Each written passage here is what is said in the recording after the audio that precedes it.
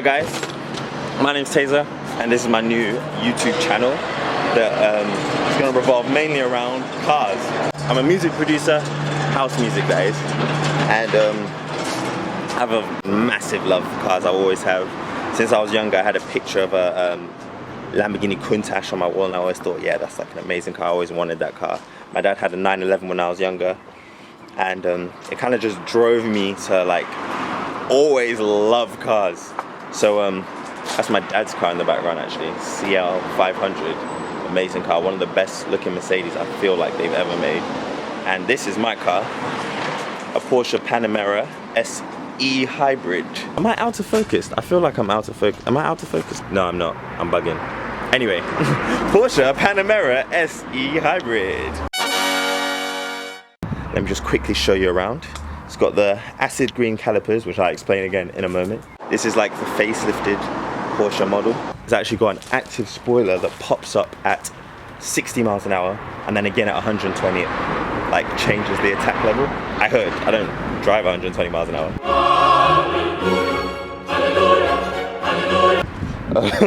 Let me talk you through some interesting tidbits about the car. One of them being the green calipers. A lot of people think it's just for style, but it's actually to let the emergency services know that the car does have a massive amount of energy stored in the battery pack. So if you do have an accident, God forbid, and they cut it open, they know they have to be very careful because they could end up hurting themselves. And it also looks nice. All the detailing on the car has this green outline as well. Panamera S is in green. I've got a sunroof on this one. I didn't have it on my old Panamera.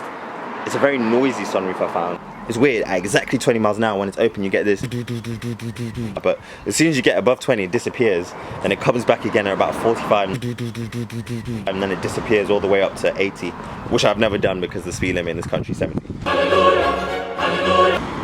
So the charging function of the car, something that a lot of people would want to know about.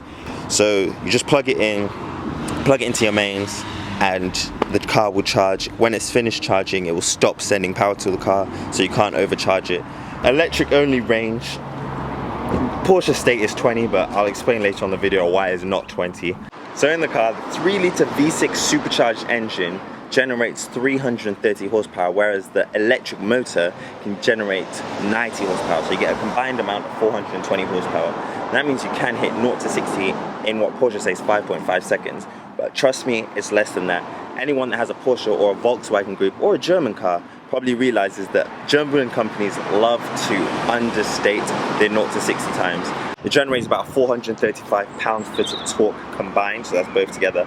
And a lot of that is available from zero when you use the electric motor. So if you put your foot down, you feel it straight away. You may not notice, I have a custom exhaust on the system. So it's a titanium exhaust with carbon fiber tips, and it basically gets rid of the center boxes, silencers I should say, that were in the car. So they say, oh, like if it's electric, why do you want it to sound loud? But it just sounds a lot better, to me anyway, than it did before. I know it's not everyone's preference, but I love it, so I actually don't care what you think. One thing that is really good about the car is the sheer space you get. Sorry, I'm just trying to wait for this camera to focus. There's some focus. I had to do manual focus, but I got it now. Like I was saying, it can fit 4 6-footers in the car. As you can see, it doesn't have a middle seat because it's not a bench layout. It's actually 4 independent seats. However, you can fold these seats down to create a massive loading space. Another thing that I've noticed on country roads is the sheer weight of the car is so apparent. It tends to creep, or it almost feels as if like the wheels are stuck to the ground but the car is moving in the other direction, and when this does happen you lose a lot of confidence in the car. But yeah, like I was saying, you have the air suspension standard, and that has 3 modes. So you have comfort mode, which is the default mode when you start the car. You have sport, which stiffens up the dampers, making the ride like sporty. You have sport plus, which lowers the car drastically. It lowers the car and it stiffens the dampers, and the ride gets really, really hard. My dad's watching me. I'm not sure if you can see. That's the man that got me into cars. So this is the display of the vehicle. I bought this car on 21,000 miles, as you can see. I've just done under 20,000 miles since purchasing the car. Porsche say that you should get 20 miles electric range, but that, as you can see, is not 20 miles at almost a full charge. So it does depend on what you're doing before, on the weather, if your lights are on, air conditioners on, and so on and so forth. So that 9 miles there, I might actually get more than it, I might get less than it, depending on how I drive the car. So when you're coasting or when you're braking, this dial will actually move downwards to say how much energy you're recuperating. When you release the accelerator, the actual electric motor becomes a braking function. So it applies a small amount of friction to recuperate energy and puts it back into the battery pack. Here it says efficiency. It tells you how much power you're using. The higher you go, the more energy you're using, and when you pass this grey line, the engine kicks in. So all this grey line here is engine power purely. There's no hybrid assist at all. When you floor the accelerator, it actually uses the engine and the electric motor at the same time, giving you the full 416 horsepower, similar to how the Porsche 918 does it. People have asked me, how do you dictate between using the electric motor and using the engine? The accelerator, where in cars, you usually have a kick down. In this car, you have 2 kickdowns. So the first one is about 25% in. It's like a little air bubble. Then when you go past it, that gives you the engine, and then fully, that gives you the engine and the hybrid power. So this air bubble here stops you from actually triggering the engine. So it tells you where the limits of the throttle are when you're using the electric motor, which is good. As soon as you turn off this e-power button, however, I'm not sure if you could hear that, but the air bubble disappears. When you press it on again, I'm not sure if you'll be able to hear, it fills up the air bubble again, and there you go. So let's go. My door swung open. Swung open. My door opened as I was pulling out of my house. So that wasn't good, but back on road. So as you can see, it pulls away very well. Right now I'm just in full electric mode. I'm not really stressing the car too much to the point where it thinks it needs to engage the motor or pre-warm the motor, and that's something that the car does that I don't think a lot of people know. Imagine a cold engine just starting and driving you at 50 miles an hour. It's not good for the engine, it's not good for the drivetrain. So what they've done is when you're at high speeds like 50, it recognizes that you may require more power soon depending on your driving style, and then it'll like start the engine and heat it while still driving you on electric power. So right now I'm doing 30. I haven't got it fully floored on the electric mode. When I do, which is now, it's zippy. I can't deny the fact that it's zippy.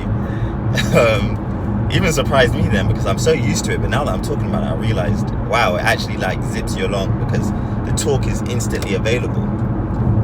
This person wants to do Formula 1 racing, even though the speed limit is 50. Speed limit is 50, mate. So still in electric mode.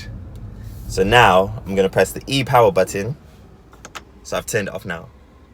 It's taken the air bubble out of the accelerator, and I'm still on electric mode because the car realizes that I'm not asking a lot of it, and it's still got charge. So it's not gonna give me the petrol engine at this point in time. Let me see if you're gonna let me over. There's my engine coming on because I tapped the throttle because someone in a Volvo, someone in a Volvo didn't want to let me through. So now my engine's on, but the engine's actually not driving the car. It's still the electric motor. The engine's still at idle. Still hasn't given me any power from the engine yet. It's still literally the electric motor's driving it. So here we go. Now you can kind of hear the engine's running now. There you go. So that's my custom exhaust.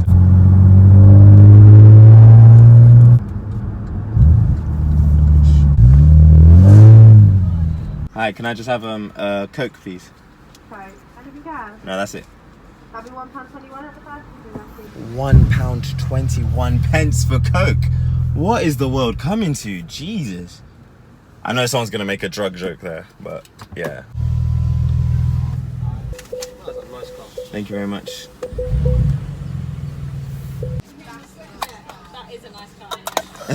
Thank you.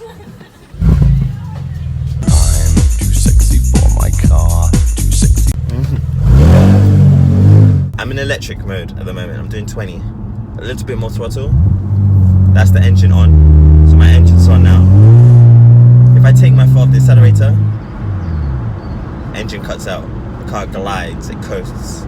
It recuperates energy while it's doing this, and then obviously you're not using any fuel. And because there's no engine resistance, the car is just gonna glide. It's just gonna go for way longer than if the engine was still on, which is really good when you're on the motorway or when you're around town and you get these like straights. Like I haven't touched the accelerator and I'm still doing within 30 miles an hour.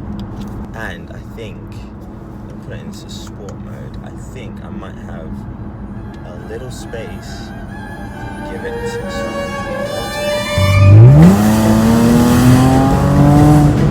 yeah, 40. We have some cyclists in the middle of the road. You probably can't see. Oh, literally in the middle of the road. I'll be honest with you, I don't think cyclists hear this car when it's in electric mode. Like, they always seem to just cycle out in front of it. And pedestrians do it. Oh, tunnel coming up, guys. Yeah. Disturbing the neighborhood. But yeah, I don't think cyclists hear this car unless I do that. They tend to just not realize it's there. Pedestrians as well, just step out in front of it.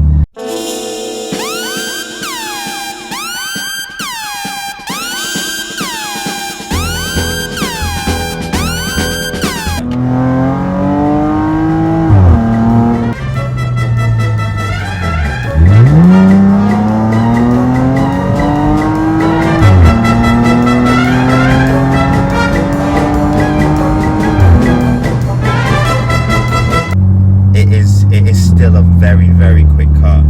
It's the quickest car I've owned, and yeah, I plan to just get quicker. The Turbo S E-Hybrid, the new shape, the new generation Panamera, 600 odd horsepower, V8 twin turbocharged engine with a hybrid motor system as well.